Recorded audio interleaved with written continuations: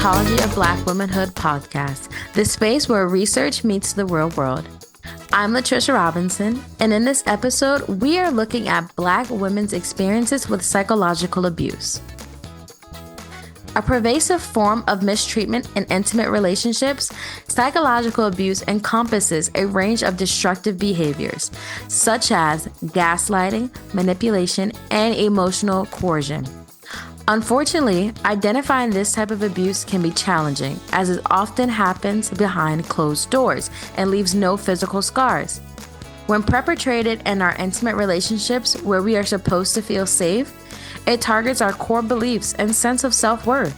Recovering from psychological abuse is a challenging journey, particularly for Black women who face intersectional racial and cultural identity challenges.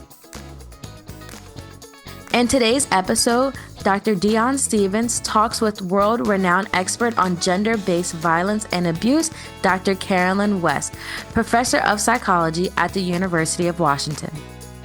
For more than 3 decades, she has been investigating gender-based violence with a special focus on domestic violence and sexual assault in the lives of African American women.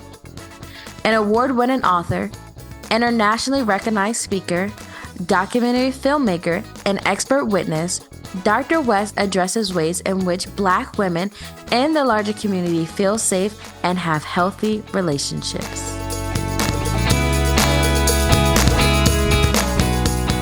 I have used Dr. West's work so often, it feels like I know you, but we've never actually had a chance to sit and talk or cross over. So, Dr. West, I'm so happy that you took the time to come and talk with us about your work today.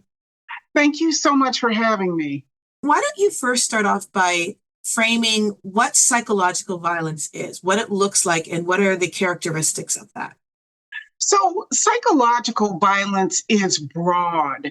I think we have to understand that it is really linked to everything. So first, let's talk about intimate partner violence in general.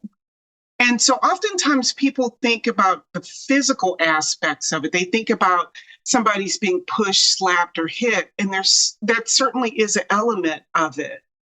But emotional and verbal abuse oftentimes starts before the physical abuse even happens. So it could be everything from name calling to putting the person down, to making them feel bad about themselves, to gaslighting, to make them really kind of question their judgment. And those kinds of things really can break a person down before the physical parts of the domestic violence even starts. How does this occur? How do we start recognizing that this is happening? I think the subtle things, when you start doubting your own perceptions, when you feel unsafe in a relationship and you don't feel that you can really express yourself and fully be present in that relationship because there are going to be consequences if you say or don't do something that the perpetrator wants you to do.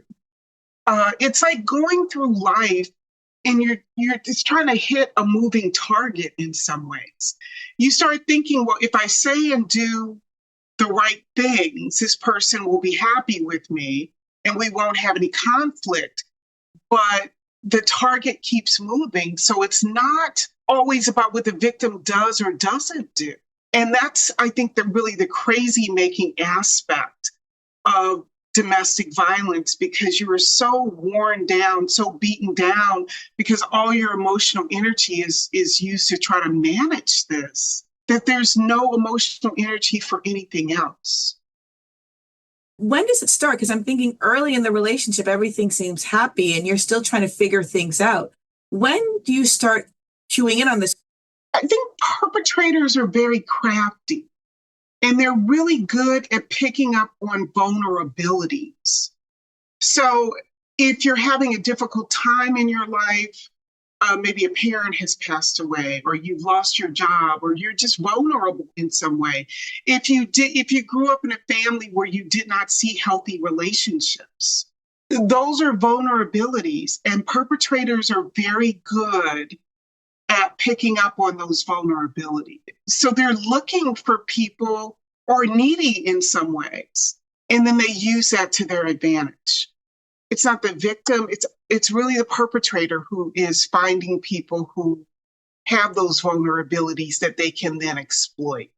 So some maybe aspect of yourself that you feel insecure, uncertain about, that's a pain point for you. Perpetrators can pick up on that, things like physical appearance or skin tone, or maybe something in your background that makes you feel particularly vulnerable, like a sexual assault or something like that. So it's not just like a woman who's, and I'm putting in air quotes, weak. It's about the weakness. So even a woman who might be strong and successful, is what you're saying, might be vulnerable to psychological violence? Oh, absolutely. Absolutely. What are some signs that we can pick up on? I think if a person becomes withdrawn, I think domestic violence, all forms of it, you end up not feeling like you can go through your life being authentic. So oftentimes survivors will withdraw from important people in their lives because those people can see, is this relationship really healthy? You seem different. You seem less happy. And the victim feels like they've got to not really tell the truth about what's going on in the relationship, because people will push back and say, look, this doesn't look like it's a good thing for you. And so you almost become a liar yourself. The deception, because you're trying to put a positive spin on this relationship, because you don't want family and friends to know. So if you're withdrawing from family and friends, it seems like your personality has changed or is different.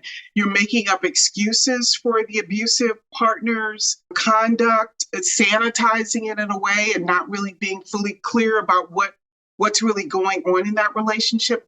Those may be signs. What would make a woman stay? That's a question that people get all the time. Absolutely. We really should be asking why perpetrators do it, but I understand why we ask that question. People stay for a variety of reasons. Part of it is just the reality of our world, economics. You don't have the economic resources to be able to leave. Maybe you have children in common with this person. You're married to this person. But it's also the emotional connection. Perpetrators aren't awful all the time.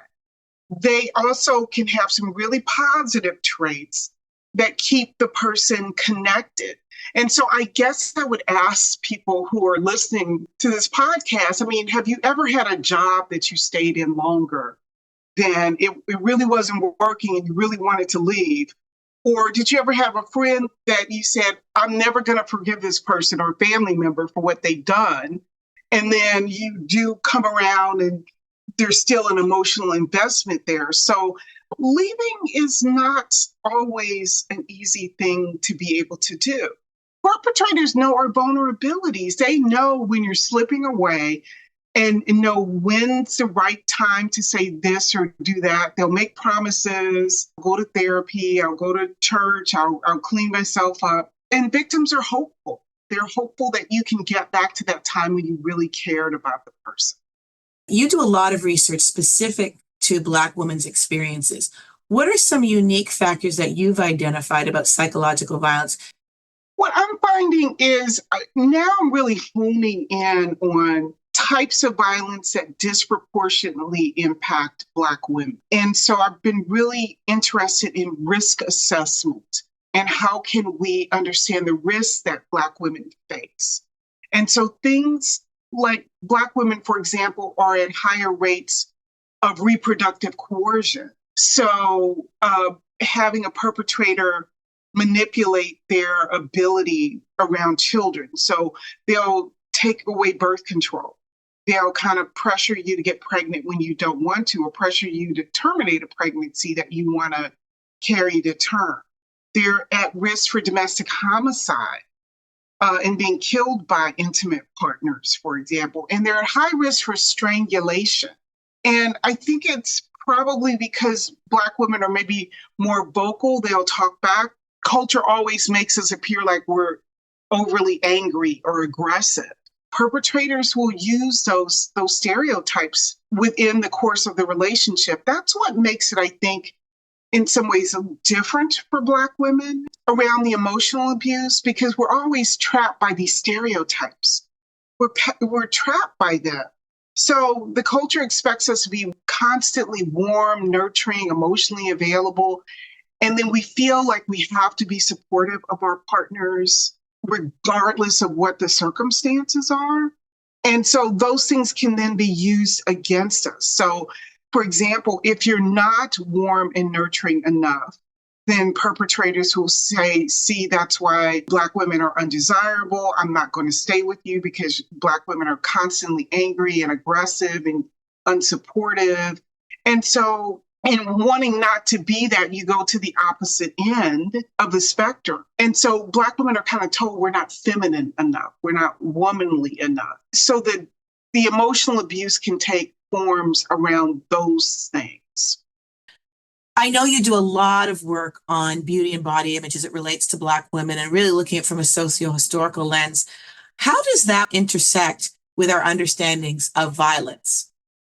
It certainly intersects because historically Black women were, criticized because of skin color or weight issues or hair texture. And if you have had experiences around those things where you feel undesirable, perpetrators can target those areas to make you feel worse about yourself. Or if you're feeling that, well, I am undesirable because of any of those traits, you may find yourself staying in relationships tolerating verbal and emotional abuse because you don't feel as if you have other options. So they can create vulnerabilities and pain points for individuals. There's a lot of silence around psychological violence in the Black community. Can you sort of expand on that for us? I can. I think that there is, I call it a political gag order in some ways, that we are really encouraged not to talk about gender-based violence in the Black community. And we saw that even with the Black Lives Matter movement, it's easier to talk about violence against our community than violence within our community. And those are exceedingly difficult conversations to have. They're certainly interrelated because the violence in our community really reflects the violence that's perpetrated against our community. So in terms of structural violence, lack of access to healthy housing and healthcare and all of those kinds of things, poverty, all of those kinds of things, you take any community that's kind of had the challenges that the Black community has had, you're going to have high rates of intimate partner violence. So it's not all, some kind of cultural thing where our culture is deficient or defective. But at the same time, to really talk about sexual violence, physical violence, child abuse, all those forms of violence, we get nervous about talking about it because we're afraid of reinforcing the stereotypes that the larger culture has that we are inherently violent. And so it ends up being more silence, secrecy, and shame, almost that the victim has a responsibility to protect the image of African-American men and the image of our community. And then having those conversations can get you caught up in systems, the child welfare system, the legal system, that can then create more problems for you. So I think our culture has just been what happens in the home stays in the home, don't air dirty laundry. That can be very difficult to push back on that silence. So there's these stereotypes that are affecting us in terms of negotiating psychological violence within the Black community. How is it playing out outside the Black community? How are they affecting women seeking services or resources outside? It shapes everything because the whole world sees us this way. They almost approach you as not as an individual, but through the lens of these stereotypes. And there's a whole body of research on the adultification of Black girls, for example.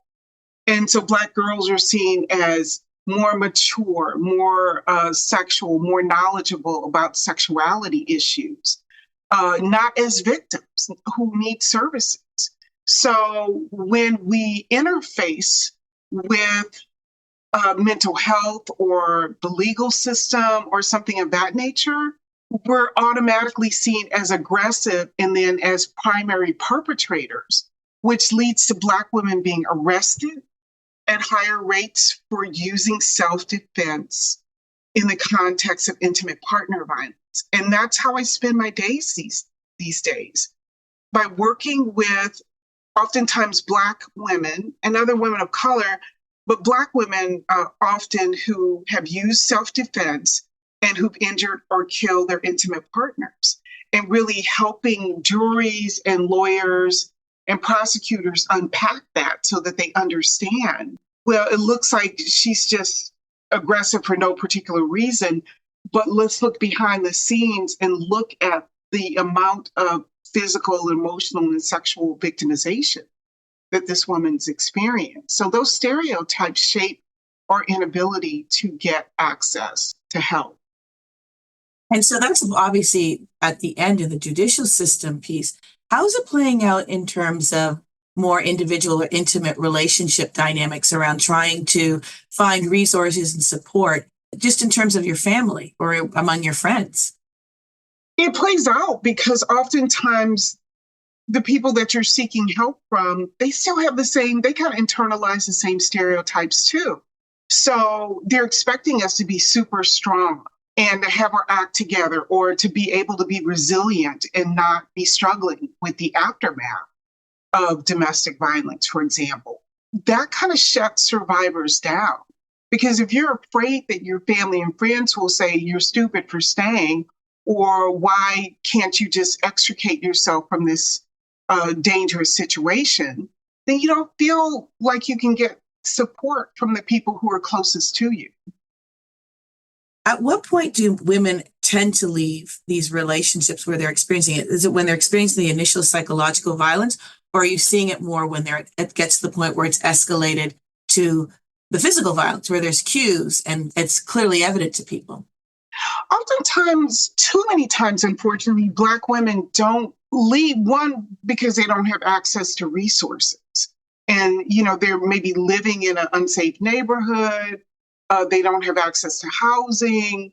They don't have access to transportation. They have multiple children involved. So it's not as simple as just walking away oftentimes. But oftentimes we will try to leave when things escalate. And that's a particularly dangerous time. I think people have to understand leaving is a risk factor, can put you at risk if you don't have a safety plan in place for even more serious violence. If you're dealing with a perpetrator who has a lot of power and control issues, leaving that person may trigger them to a domestic homicide. So figuring out a way you can leave safely is going to be critical. But even when you leave, Black women still have challenges because that emotional violence still stays with you. It's in some ways more traumatic than, equally as traumatic as the physical violence, because the name calling, the self-doubt, the lower self-esteem, feeling like you don't deserve anything better because the perpetrator has told you that, that's another challenge that you have to deal with after you leave to rebuild your self-esteem and life again. I know people would say that in some ways it's that psychological, emotional abuse that has a longer impact. How would you respond to that sort of assertion? I would agree with that. And I think it takes a while after you leave an abusive relationship to really unpack that. I think you don't see until the other side the impact, the great impact that it has had on you. And so almost reprogramming yourself to see yourself in a different light. And that's why I'm a big fan of therapy. I was on Black Girls in Therapy podcast, really talking about that, because I think we have to normalize help seeking and we have to normalize mental health care. That was a perfect segue. I was going to say is that the implications around mental health, again, is really important because this psychological violence is this gaslighting, this shifting how you see things and making yourself psychologically unstable.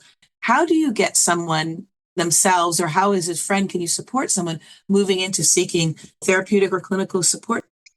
I think reaching out and figuring out there's the domestic violence helpline and hotline. There are organizations like Ujima and out of Washington, D.C., and it's a national research center on domestic violence in the lives of the Black community broadly, so African Americans, Caribbeans, African immigrants, and reaching out to those organizations and figuring out what resources are in your community, and also just seeing domestic violence.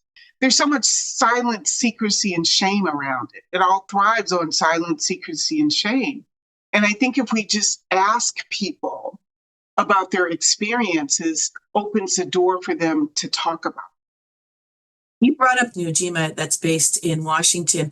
What is the importance of having these culturally specific resources? I think those organizations have an understanding of the uniqueness of domestic violence in our community. So I think that's a challenge, that in some ways domestic violence is the same across race, class, gender, and all of those identities. But we have to talk about how is it different for Black women without reinforcing the stereotypes that we don't want to reinforce. But how can we talk about the similarities without making race and racism invisible? That's the challenge. And I think culturally specific institutions are designed to do that because they're not using a one-size-fits-all model. And that they're talking about, well, how is that going to vary by ethnicity? Because if you're African American person from the South versus if you're a newly arrived Caribbean or African immigrant, that may be a different kind of experience. Or if you're a transgender Black woman and they face a tremendous amount of violence. So looking at those intersectionality, looking at the history and understanding how Black women have historically been vulnerable to all manners of victimization. Looking at Black women within a web of trauma, because intimate partner violence is not going to be the worst, maybe the worst form of violence that you're experiencing. We have to understand, how are they experiencing family violence in their family of origin? How are they experiencing community violence? How are they experiencing structural and institutional violence? All of those are things that are interconnected with intimate partner violence in the lives of Black women. And culturally specific institutions help unpack that in a different way. What do you think you bring to the table as a researcher who's been doing this work in terms of bringing your own understanding of being a Black woman and being in a space that has for a long time kind of overlooked the experiences of women of color broadly and other marginalized populations? I think it was Toni Morrison that said, if there's a book that you want to read and it hasn't been written yet, that you have to write it. That is what has sort of really animated me in my work. And so I think a couple of experiences that have been really transformative for me is when I was in the 8th grade, I was 13 years old, and I got my first adult library card. And the first book I checked out was Scream Quietly or The Neighbors Will Hear. And it was one of the first early examinations of domestic violence, like an academic perspective. And it cited Murray Strauss, who did the first national family violence research study in 1975. And I ended up doing my second postdoc with Murray after I got my degree. So it kind of came full circle. So I had always been interested in domestic violence work. And then I did my dissertation on dating violence among African-American adolescents at a Job Corps center in St. Louis, because I knew I wanted to focus on young Black people in dating violence. So then went off to the lab to do that work with Murray. And there wasn't a lot of literature. There just wasn't a lot of literature at the time. And when I was coming up academically, it was like, if you don't have another set to compare them to, like you're not comparing them to white women, then it's not methodologically sound. And that's the kind of tradition I came out of.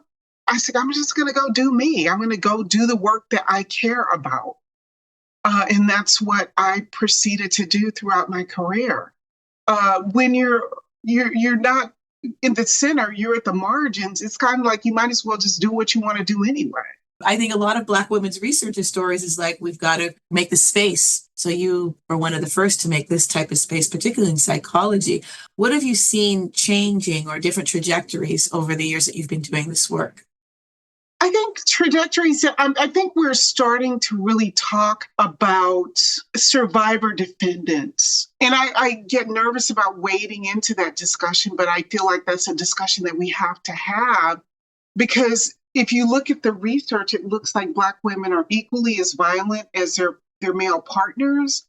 And I'm trying to unpack the nuances of that, because I'm seeing too many Black women sort of getting caught up in the system where they're getting arrested at record rates or they're getting killed. I don't know if you heard about the case in California. This woman, she's trying to get rid of an abusive boyfriend, and she finally called the police. They show up, and she's got a knife in her hand. They're like, drop the knife. And she said, I'm fixing to stab this here. And then they end up shooting and killing her. And so that is what we're kind of dealing with out there. The rates of violence are off the charts. We had a similar case in Florida where the Black woman had a gun. It was more to protect herself from her partner, but she's been arrested for having the gun. Gun enhancement charges on top of that? I mean, she could be facing 20 years. So what do you think are the next steps that we can do at the individual level or even at the community level to address this issue of psychological violence for Black women? Oh my gosh, that's such a good question. I think recognizing it. I think these stereotypes and the images that permeate society of Black women are in and of themselves a form of violence. That's why I do research also on pornography. The pornographic images just permeate society. A lot of perpetrators are heavy consumers of pornography. They really shape how we see Black women in the world. I think it really contributes to sex trafficking of Black girls and Black women as well. And so seeing all of the psychological violence that kind of pile up on us, that diminish our self-esteem and self-worth and ability to move through the world, and challenging all of that so that Black girls and Black women have a strong foundation so that they're not going into relationships feeling like they have no value.